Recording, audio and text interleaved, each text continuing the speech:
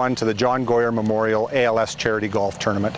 This tournament has actually been around since 1976, back when we were the Matsqui Police, but back in 2006 when we lost John Goyer, at that time we decided to rename the tournament in his honor and make it a charity tournament with all proceeds going to the ALS Society of British Columbia.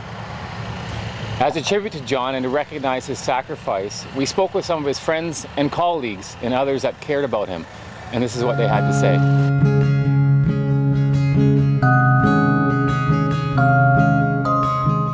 Yeah, so I met John playing hockey against him in grade 6, grade 7. By grade 8, met him in high school, and his sister lived near me. So one day I'm riding my bike, he was out on a bike nearby, and then we kind of recognize each other and say, oh, we didn't really hang around in grade 8.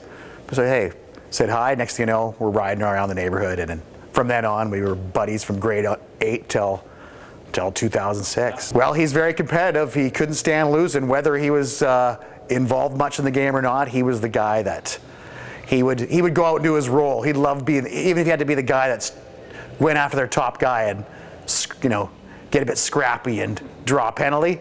He would love to do that. In high school, John was extremely competitive. It's one of the things I loved about him. I mean, he could be a real SOB, right? He didn't like losing.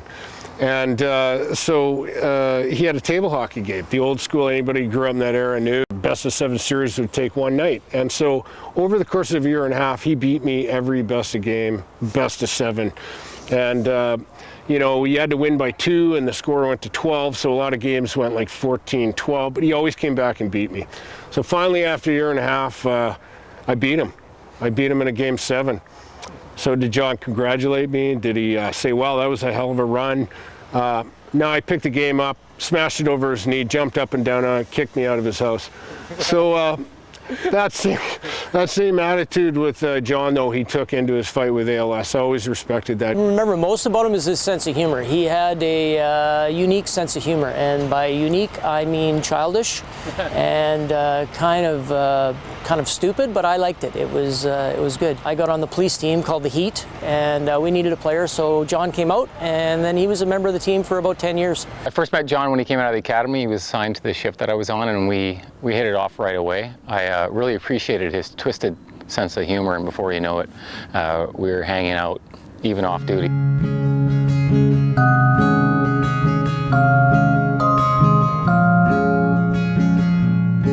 He's kind of a quiet guy, but he was the guy that always had that little kind of look when you talked to him on him that he was probably up to, I don't want to say no good, but there's a little mischievousness in there for sure. John was way nicer than the rest of us. Like, I'll put myself at the top of that list, like, way nicer guy than me. And he just had a better disposition, like he looked at life differently. The first thing I think that I noticed about John is that he was extremely polite, well-mannered and well-spoken.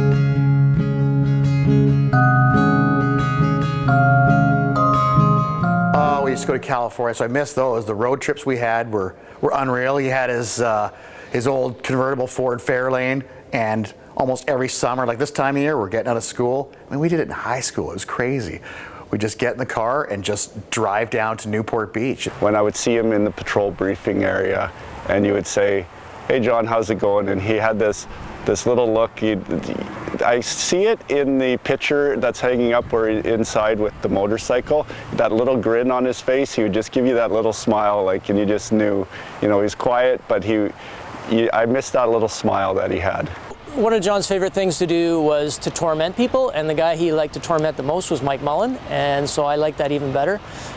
So like he would do things like, for example, he'd phone Mike Mullen up and he would grunt. He wouldn't say anything intelligent, he would just grunt.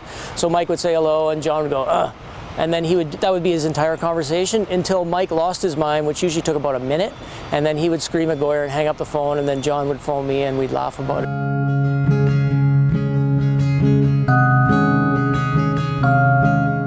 John Goyer and his partner went to a domestic violence call.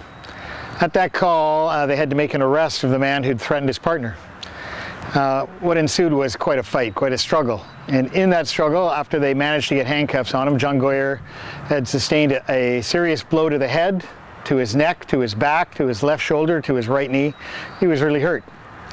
And so he went off, and everybody expected, of course, a young man like him, fit man, would get better. He was living in North Vancouver at the time, and so he went into the Emerge there, and it was a bit of good luck on his part, if there was any luck in this story. There was Dr. Eisen, who happened to be one of the world's very well-respected doctor who specialized in ALS. Anyway, John never came back to work afterwards and was subsequently diagnosed with ALS.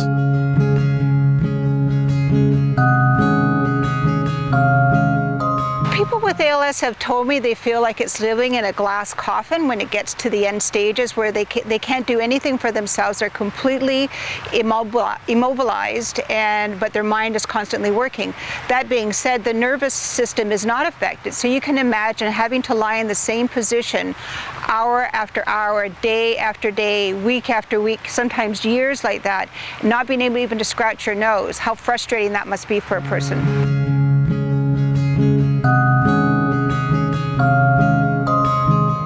Called him, and he told me on the phone he was crying, and I couldn't believe it. I was really upset by it, and of course as it progressed, I mean, it's just hard to make sense of, really. Man, he had started to get some numbness and a bit of slurring in his voice, and we were asking what's wrong, and he didn't know.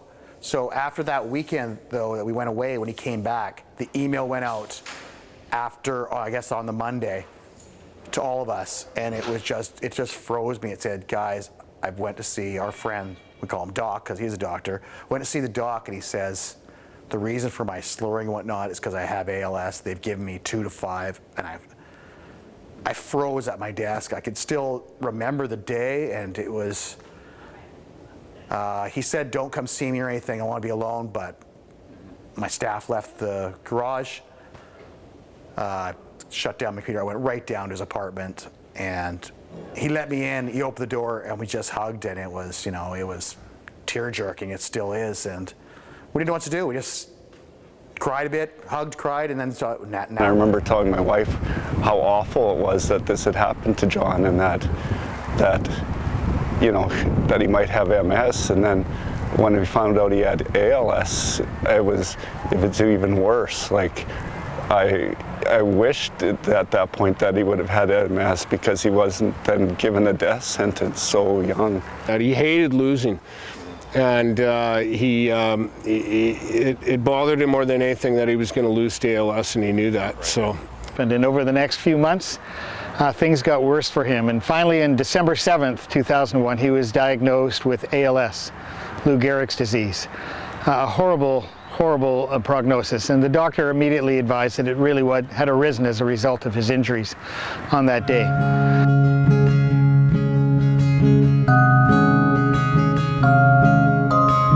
So when I arrived at the hospital, I was given the opportunity to go upstairs and say goodbye to John.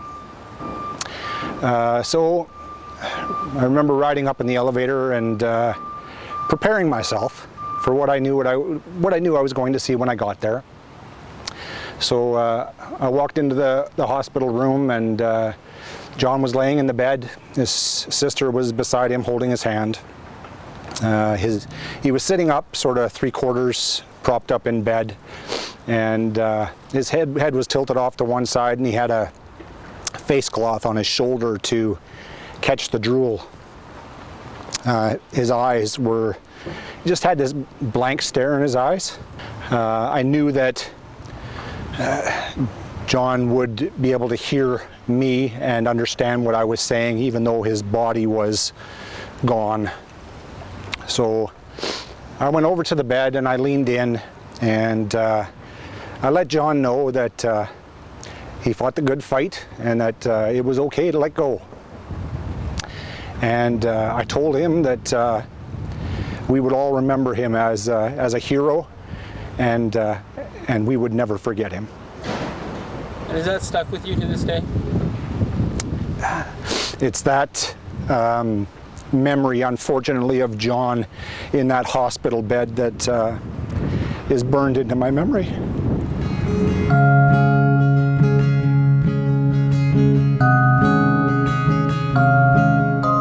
And so it was that he went through this horrible disease with as much pride and good humor and courage as he possibly could muster. But in April 2006, he finally passed away with his friends at his side.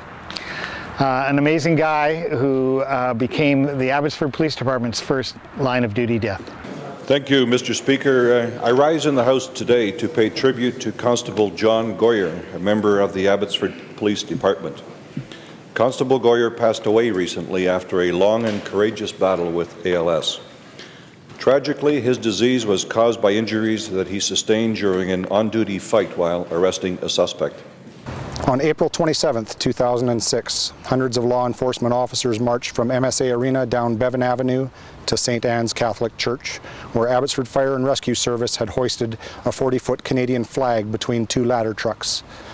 The procession was led by the Vancouver Police Mounted Squad and the RCMP Pipes and Drums, followed by an Abbotsford Police Ceremonial Unit Honor Guard who escorted John's casket to the church. At the funeral, I delivered the eulogy.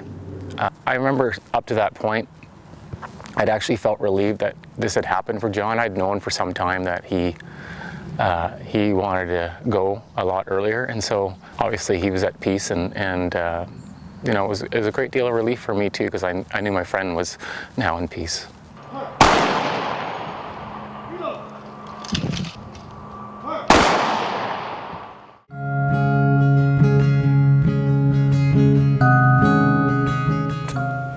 Golfing, sitting on a patio, having a pint, and you know, we talk about him a lot. So I also miss just talking about my friend John Goyer rather than my friend John Goyer who passed away from ALS.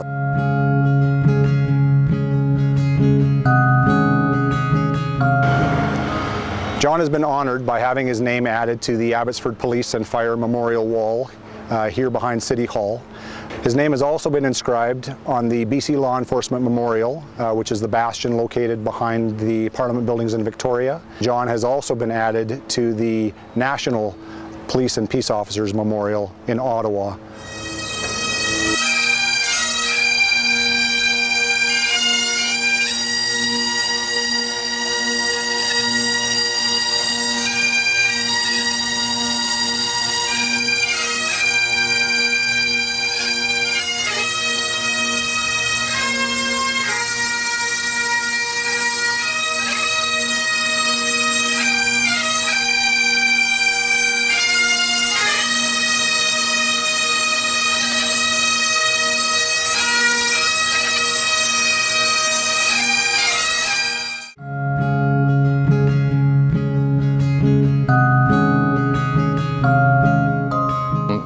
You've been with me the whole time. You've been right here next to me, and in many ways he's changed my life for the better.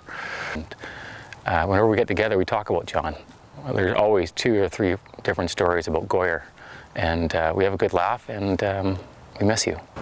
Johnny, if you were standing in front of me, if you're listening, I just miss your friendship. We go back a long way, man, over 4 decades, and there's just an emptiness in a lot of ways, even just driving up here and seeing so many places that we have memories growing up in North Van. You can't replace that. And I just feel so bad that you got ripped off. So, you know, I'd say, hey, I missed you, man. I would love to talk hockey about you. The Sedins, man, they were your star picks. They're still going. And when that phone used to ring, and we're watching a Canuck game, and there's that lousy goal, when my phone ever rings during a Canuck game, and he would just pick up, and I pick up the phone, he wouldn't even say anything. He'd just hang up on me. So a lot of times when I have a hang-up call, I do think of him. The golf tournament helps us immensely. The ALS Society BC is dependent on our donors and our fundraisers like the Abbotsford Police Department to work with us to raise the funds to support people living with ALS and our programs, as well as ALS research. On an annual budget of $2 million a year is what's is needed to provide the services. We count on everyone to help us. Echo 7 from Abbotsford. Echo 7 from Abbotsford. Echo 7, Constable Goyer from Abbotsford. Constable Goyer is 10-7.